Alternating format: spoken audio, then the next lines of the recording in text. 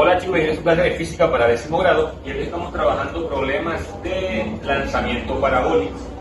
El problema propuesto es el siguiente: en un bar local, un cliente desliza sobre la barra un tarro de cerveza vacío para que lo vuelvan a llenar. El cantinero está momentáneamente distraído y no ve el tarro, que se desliza de la barra y golpea el suelo a unos 1.40 metros de la base de la barra. Ahora, si la altura de la barra es de 0.860 metros, me preguntan en qué velocidad el tarro dejó la barra y cuál fue la dirección de la barra del tarro justo antes de golpear el suelo. Bien, para resolverlo, primero vamos a ilustrar la situación. Me dicen que hay una barra cuya altura es de 0.860 metros. Aquí hay 0.860 metros, y esta sería la altura de la barra. Hay un tarro que se desliza, ¿cierto? Es lanzado para que lo llene. Sin embargo, el cantinero no se percata y sale. Cuando el tarro llega aquí,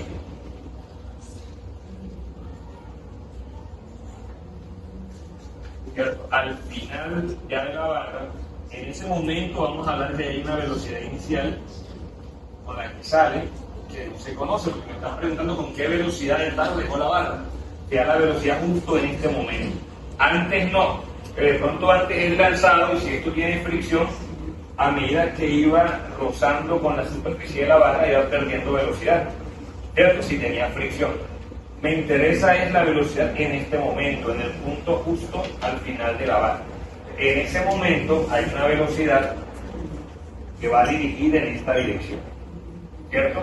Una velocidad horizontal. Es lanzado horizontalmente. En Y no tiene velocidad. O sea que la velocidad en Y, ¿cuál sería? Cero. Ahí experimentaría caída libre. Entonces este tarro sale de esta forma. Ahí tendríamos la mitad de una parábola. Decimos entonces que este es un movimiento semi-parabólico. Semi porque es la mitad.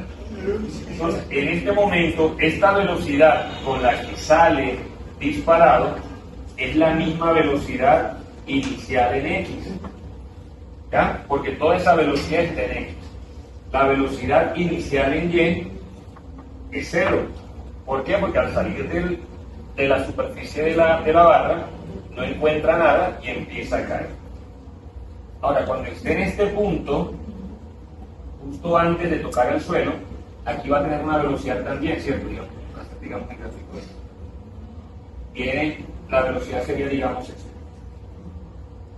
Esa velocidad, se me preguntan, ¿cuál fue la dirección de la velocidad del tarro justo antes de golpear el suelo? Cuando estemos aquí, hay una velocidad final. Esa velocidad tiene una dirección. La dirección corresponde al ángulo que se forma acá. Ese ángulo es el que me están pidiendo. ¿Cuál fue la dirección de la velocidad del tarro justo antes de golpear el suelo? O sea, esto. Entonces me preguntan, velocidad con el que el tarro deja la barra, que es esta velocidad inicial. Me preguntan la dirección de la velocidad en el momento justo antes de golpear el suelo. Me dice el problema que el tarro llega a ¿dónde? 1.40 metros de la base de la barra, o sea que la distancia que hay desde aquí hasta aquí es de 1.40 metros. Esa es toda la información que me da el problema, y esa información es suficiente para yo poder determinar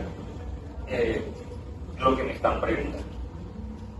Bien, lo primero que vamos a hacer para hallar esta velocidad, la velocidad en X, ¿cómo es el movimiento en X? Pregunto, a ver, miren, ¿cómo es el movimiento en X en el movimiento parabólico? El movimiento en X, ¿cómo es? ¿Uniforme o uniformemente acelerado? Uniforme. Si el movimiento en X es uniforme, eso quiere decir que la velocidad en X es una velocidad constante, no cambia. Y al ser velocidad constante, esa velocidad, ¿cómo la calculo? Distancia recorrida sobre tiempo. Entonces la distancia que recorre la barra en X es esta, ¿cierto? En X avanza ¿cuánto? 1.40 metros. Eso quiere decir que yo aquí puedo colocar 1.40 metros que se recorre. Ahora pregunto, ¿cuál es el tiempo? El tiempo que tarda recorriendo esta distancia es el tiempo que tarda en caída libre. ¿Cómo calculamos el tiempo en caída libre, Andrea? Miguel, ¿cómo se calcula el tiempo en caída libre? ¿Los labios? Brenda. La raíz cuadrada de... Eso, el tiempo en caída libre sería la raíz cuadrada de lo que es en la altura sobre la gravedad. Y la altura me la da el problema. ¿La altura es de cuánto? De 0.860. Entonces reemplazamos esa altura aquí. Aquí tendríamos raíz cuadrada de 2 que multiplica 0.860 metros dividido la gravedad, que es 9.8 metros por segundo al cuadrado. Entonces, ¿cuánto sería el tiempo? Si multiplican 2 por 0.860, lo dividen entre 9.8 y luego le sacan la raíz cuadrada, ¿cuánto es? 0.41.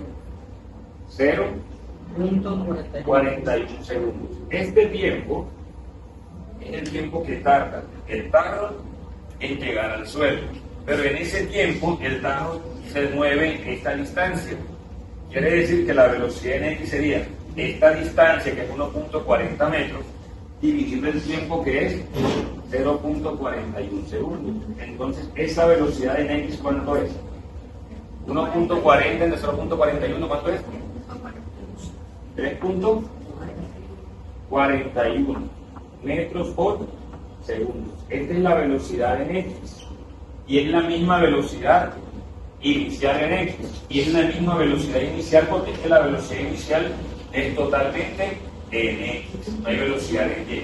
Por lo tanto, la velocidad con la que el tarro dejó la barra, ¿de cuánto es? De 3.41 metros por segundo. Y esta velocidad en X es la misma velocidad inicial. Ahí le damos respuesta a la pregunta A, que es la velocidad con la que el tarro deja la barra. Ahora bien, me preguntan en la parte B cuál fue la dirección de la velocidad del tarro justo antes de golpear el suelo. Este es el vector velocidad en el momento que golpea el suelo. Y ese vector velocidad tiene una componente en X, que es la velocidad en X, y tiene una componente en Y, que es la velocidad en Y. Como el movimiento en X es uniforme, ¿cierto? La velocidad en X no cambia. Esta velocidad en X aquí es esta misma, 3.41 metros por segundo. Pero la velocidad en Y sí cambia. ¿Por qué cambia, Torres? Por la gravedad. Porque es uniformemente acelerada y la aceleración es la gravedad. Aquí la velocidad inicial en Y era 0, pero aquí abajo, como está cayendo y está actuando la gravedad, la velocidad ya no va a ser 0. Esta velocidad, ¿cómo lo llamo? La velocidad final en Y sería, dice, velocidad inicial menos gravedad por tiempo. Pero decíamos que aquí arriba, la velocidad inicial en Y vale ¿cuánto? 0, ¿no? Entonces la velocidad final en Y sería menos la gravedad, que es menos 9.8 metros por segundo cuadrado.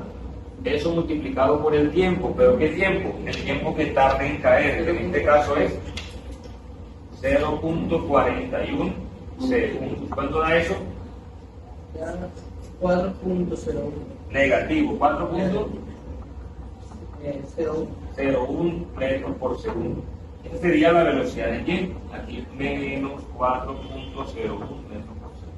Entonces, en el instante justo antes de tocar el suelo, ese frasco o ese tarro tiene 41 metros por segundo y una velocidad en Y de menos 4.01 metros por segundo.